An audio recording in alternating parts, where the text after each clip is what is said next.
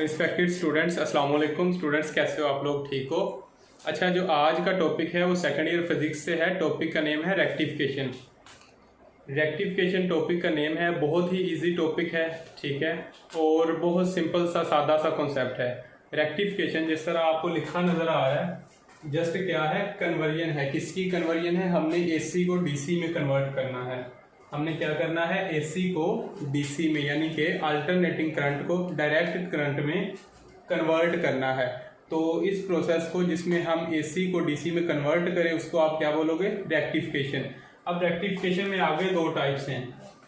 उसकी दो टाइप्स हैं, हाफ वेव और फुल वेव। दोनों ही अलग अलग लॉन्ग आ जाते हैं आपको। और फुल वेव और हाफ वेव समझने से पहले आपको छोटा सा इंट्रोडक्शन होना चाहिए, आपको आइडिया होना चाहिए, कॉन्सेप्ट होना चाहिए डायोड के बारे में। और डायोड से भी पहले आपको फॉरवर्ड बाइस और रिवर्स बाइस का कॉन्सेप्ट होना चाहिए। इसमें यह है कि डायोड की आपके पास इस तरह की सिंबल होती है, क्योंकि ये जो डायोड है ये हाफ वेव रेक्टिफिकेशन में भी यूज़ होना है और फुल वेव में भी। तो ये इसकी सिंबल है, यानी कि एक ट्राइंगल है और माइनस का वर्टिकल साइन है। ये आपके पास डायोड बन जाएगा। अभी जो दो चीज़ें लगी हुई हैं, ये एक्चुअल में आपके पास हैं क्या? ये आपके पास P है और ये N है। पी एन जंक्शन जब एक ही मटेरियल में साथ इकट्ठे जुड़े हों तो आपके पास मतलब पी एन जंक्शन का ही दूसरा नाम क्या है? डायोड है। और पी एन जंक्शन का कॉन्सेप्ट अगर आपने तफसील के साथ समझना है तो इसी चैनल के नीचे पहले से मौजूद लेक्चर्स हैं पी एन जंक्शन के बारे में तफसील से। और आप फॉरवर्ड बाइस और रिवर्स बाइस को कैसे समझोगे? इसी पी एन जंक्शन को, यानी कि ये पी टाइप मटेरियल है, ट्राइंगल शेप, और ये जो माइनस वर्टिकल निशान है ये है आपके पास हो जाएगा एन टाइप। पी टाइप और एन टाइप असल में जो हमारे पास क्रिस्टल हैं, सिलिकॉन या जर्मेनियम, उसी के एक साइड को जब आप डोपिंग करवाते हो ट्राइवेलेंट इम्प्योरिटी से, मतलब कोई भी ऐसा एलिमेंट जिसके वैलेंस शेल में 3 इलेक्ट्रॉन हों, तो जब आप उसकी डोपिंग करवाते हो सिलिकॉन या जर्मेनियम या और किसी क्रिस्टल की किसी ट्राइवेलेंट इम्प्योरिटी से, तो आपके साथ बनता है, आपके पास जो रिजल्ट आता है डोपिंग के बाद, इम्प्योरिटी मिक्स करने के बाद आपको मिलता है P type semiconductors. P type आप इस तरह से उसके नाम से भी जाहिर है कि पी टाइप में पॉजिटिव टाइप यानी कि होल्स की ज़्यादा तादाद होगी, holes as a majority charge carriers होंगे।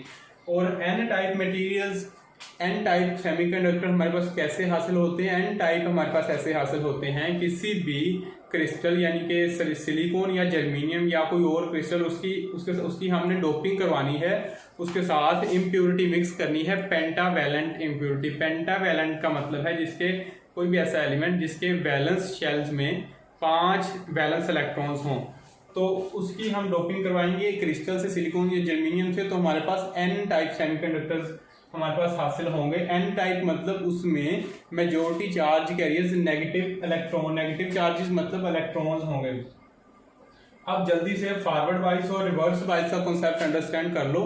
फॉरवर्ड बाइस आपके पास हो जाएगा जब आप इसी डायोड को बैटरी के पॉजिटिव पी को पॉजिटिव टर्मिनल से और एन को नेगेटिव टर्मिनल से अटैच करोगे तो आपके पास हो जाएगा फॉरवर्ड बाइस, ठीक है। और जब आप इसी डायोड के पी टर्मिनल को बैटरी के नेगेटिव टर्मिनल से और इसी के एन टर्मिनल को बैटरी के पॉजिटिव टर्मिनल से यानी कि उल्ट कर दोगे, देन आपके पास हो जाएगा रिवर्स बाइस्ड, ठीक है।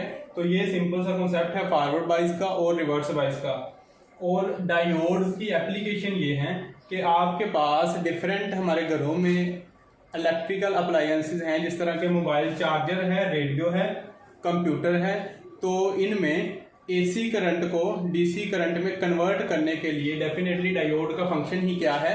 वो एसी को किस में कन्वर्ट कर देता है, यानी कि अल्टरनेटिंग करंट को डायरेक्ट करंट में कन्वर्ट करता है। तो जितनी भी डिवाइसेस, इलेक्ट्रिकल डिवाइसेस जो डीसी पर चलती हैं, तो बाहर से आ रहा होता है हमारे वापड़ा की तरफ से एसी, ठीक है। तो डायोड हर मतलब मोस्टली इलेक्ट्रिकल अप्लायंसेस का जो इम्पोर्टेंट इंस्ट्रूमेंट है उनमें लाजमी डायोड होता है।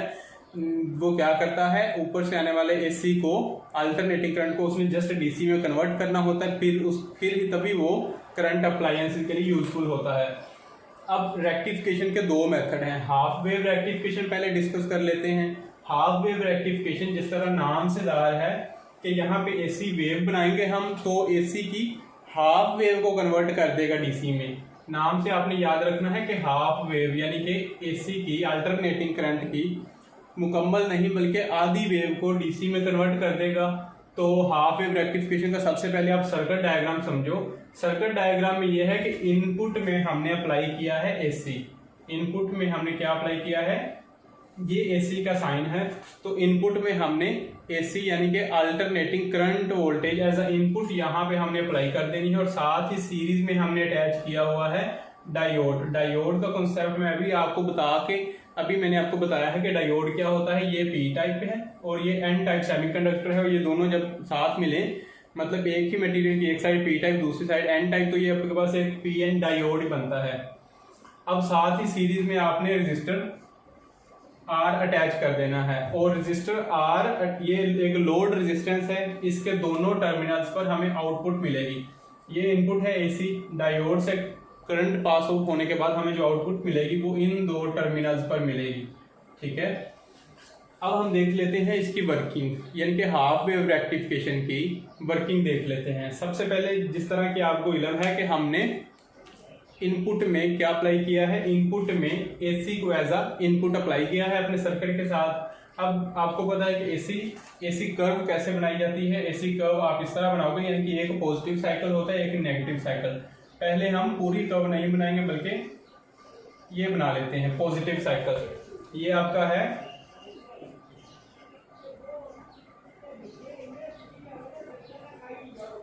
Positive half cycle, first half cycle.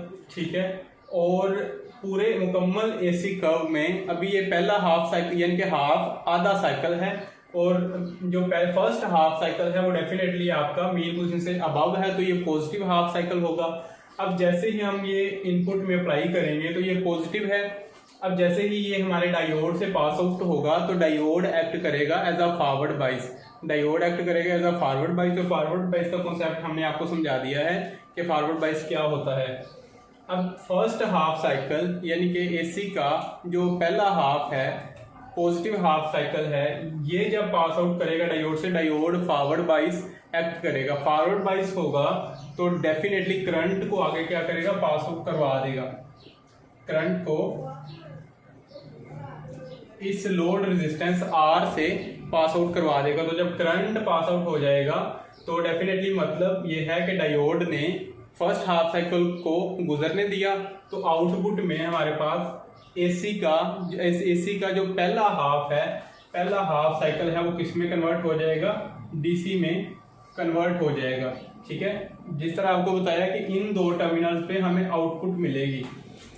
अब हमने एसी कर्व कंप्लीट करनी है, तो डेफिनेटली उसका नेगेटिव हाफ साइकिल भी ड्रा करेंगे।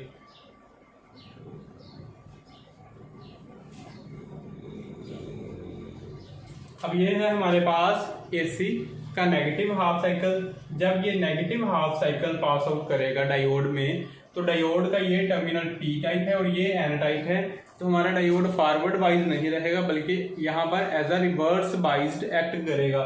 तो रिवर्स बाइज में कुछ भी करंट फ्लो नहीं करेगा और रजिस्टर में से भी करंट बिल्कुल नेग्लिजिबल ऑलमोस्ट जीरो के बराबर जो है करंट पास आउट करेगा। मतलब डायोड जब भी रिवर्स बाइस होगा तो कुछ भी करंट आउटपुट में नहीं मिलेगा।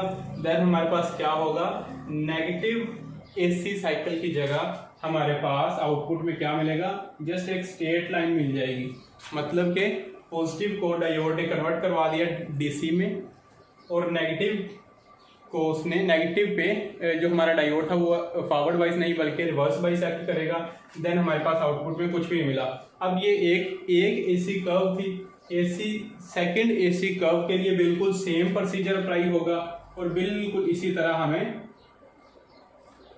एक और पॉजिटिव हाफ साइकिल के लिए आउटपुट मिल जाएगी। अब इसमें अगर देखा जाए तो डायोड से निकलने के बाद करंट जो पास आउट करेगा लोड रेजिस्टेंस आर में से वो यूनी डायरेक्शनल करंट है, सिर्फ एक ही डायरेक्शन है। तो ये हमारे पास आउटपुट में कौन सा करंट आ गया है, ये हमारे पास आ गया है डीसी करंट। हमें आउटपुट में हमें डीसी यानी कि डायरेक्ट करंट मिल गया है, लेकिन ये है पल्सेटिंग डीसी, मतलब in the form of pulses है, जंप कर रहा है। तो डीसी को स्मूथ डीसी में, डायरेक्ट करंट में स्मूथ करंट में कन्वर्ट करने के लिए भी एक सर्किट यूज़ किया जाता है, जो लास्ट में हम आपको बताएंगे। अब यहाँ पर ये एक इसकी सर्किट डायग्राम होगी, ये इसकी कर्व डायग्राम है या ग्राफ है। तो इसको आप समझ लो इस तरह से कि पहले आप एसी का इनपुट सिग्नल जो हमने एज ए इनपुट अप्लाई किया था, वो आप सारी वेवफॉर्म इस तरह बनाओगे, ठीक है। तो इनपुट में हमने ये एसी दिया था,